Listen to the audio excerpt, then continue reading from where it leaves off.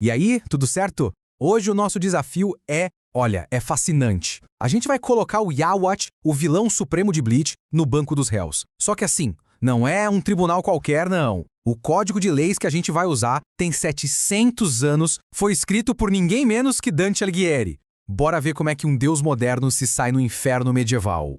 E a pergunta que guia toda essa nossa análise é essa aqui. Um ser com o poder de reescrever a realidade, onde é que ele se encaixa na arquitetura do inferno? Quer dizer, como é que se julga alguém que se via como um deus capaz de ver e mudar todos os futuros possíveis? A resposta, ela vai levar a gente para as profundezas da moralidade. O que a gente vai fazer aqui não é só uma comparação, tá? Pensa nisso mais como um julgamento metafísico mesmo. A gente está pegando um código moral lá da Idade Média e aplicando a um dos vilões mais complexos da ficção de hoje. E claro, como em qualquer julgamento que se preze, primeiro a gente precisa estabelecer as regras do jogo. Não dá para simplesmente jogar o Yawat no fogo. A justiça no mundo de Dante é precisa, ela é teológica, tem método.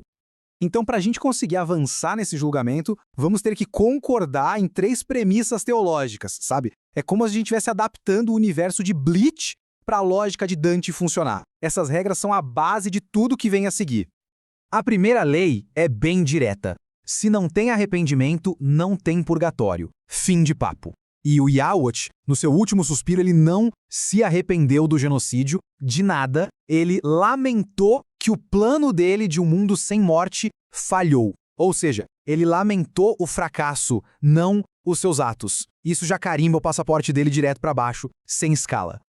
Em segundo lugar, para a lógica de Dante fazer sentido aqui, o Rei das Almas tem que ocupar o lugar de Deus. Sendo assim, o ataque do Yawat contra ele não é só um assassinato de pai. É uma traição cósmica. É uma tentativa de desfazer a própria ordem do universo. E a terceira lei que é crucial. O Yalvar não é julgado como se fosse um monstro sem razão. Pelo contrário, ele é um ser de imenso intelecto e livre-arbítrio. E na visão de Dante, quanto maior é o dom, maior é a queda. Isso coloca ele numa linha direta com Lúcifer, o anjo mais poderoso que teve a queda mais profunda de todas. Bom, com as leis bem estabelecidas, vamos começar a nossa descida. Primeiro, a gente vai por eliminação, passando pelos círculos onde o Yuashi não pertence, para mostrar que os pecados dele são bem mais complexos. O sétimo círculo, por exemplo, é o lugar dos violentos, daquela fúria animal, da brutalidade pura. E não há dúvida, o Yawat foi brutal pra caramba. Mas a violência dele era diferente, não era movida por raiva, era uma ferramenta, um cálculo frio dentro de um plano muito maior. E para Dante, a malícia que vem do intelecto é um pecado muito, mas muito mais grave que a brutalidade simples. Aí a gente desce para o oitavo círculo, que pune a fraude simples, o engano entre pessoas que não se conhecem. E Vogt se encaixaria aí também, claro, mas o engano dele foi muito mais fundo. Ele não enganou estranhos. Ele quebrou a confiança daqueles que o viam como um pai, como um salvador. E quando a fraude quebra um laço sagrado como esse, ela se transforma numa coisa bem pior: traição. E é isso que nos leva ao nosso destino final, o nono e mais profundo círculo do inferno. O epicentro de todo o mal, onde estão os maiores pecadores que já existiram. Mas esquece aquela imagem clássica do inferno. O ponto mais profundo, o centro de todo o mal, não é feito de fogo. É justamente o contrário do calor, o oposto da vida.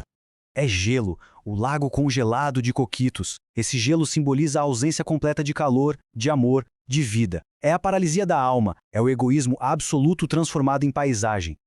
E esse lago congelado é dividido em 4 zonas, com uma precisão que dá até arrepio. Tem a Caina, para quem trai os parentes, a Antenora, para quem trai a pátria, a Ptolomeia, para quem trai seus hóspedes, e por fim, bem no centro de tudo, a Judeca, o destino final de quem trai seus benfeitores. E é aqui, na Judeca, que o Yawat encontra sua casa eterna. A soma de todos os crimes dele o prende nesse lugar. Vamos entender exatamente o porquê? O ponto central é esse. Yawat traiu o próprio Criador, o Rei das Almas, que por acaso também era seu pai. E ele não só matou, ele cometeu um sacrilégio canibal, absorvendo a divindade para se tornar o próprio Deus. É exatamente o pecado de Lúcifer, a criatura tentando tomar o lugar do Criador. E a perversão não para por aí. Dá uma olhada nessa frase. O divino se sacrifica pelos seus. Já o Yahavá, numa inversão completamente demoníaca, forçava seus seguidores a se sacrificarem por ele. O ritual dele, o Ausvalen, é tipo uma anti-eucaristia. Onde deveria existir doação, ele colocou absorção. Onde deveria existir amor, ele colocou o mais puro e absoluto egoísmo. Agora vem a parte mais impressionante. O julgamento está feito, mas e a sentença? No inferno de Dante, a punição nunca é aleatória. Ela é um reflexo perfeito do pecado. Esse conceito tem um nome: contrapasso. A justiça divina, para Dante, é poética, é irônica. A punição pega o maior orgulho do pecador e transforma na sua maior tortura. E no caso do Yahweh, isso chega num nível de perfeição que é de dar medo. A habilidade dele de ver e alterar todos os futuros, o The Almighty, ela não vai ser tirada dele. Isso seria misericórdia. Pelo contrário, ela vai ser a própria ferramenta do seu sofrimento eterno. E aqui está a beleza aterrorizante do contrapasso. Olha só como cada poder dele se torna uma grade da sua própria cela. O The Almighty, que via tudo, agora o força a assistir, impotente, a cada futuro onde ele falhou de novo e de novo. O Ausvalen, que absorvia a vida, agora é ele quem é drenado eternamente pelo gelo das suas vítimas. A sua voz de comando que movia exércitos, substituída pelo silêncio absoluto. E o grande desejo dele de unificar tudo, a recompensa é o isolamento total. E isso nos deixa com uma última reflexão. Yahavá, o homem que queria acabar com a morte, recebe uma eternidade de morte em vida. O ser que queria unir tudo e todos termina completamente sozinho. A ironia é tão precisa, tão detalhada, que a gente fica se perguntando: uma punição assim é simplesmente justiça ou é uma forma sombria de arte?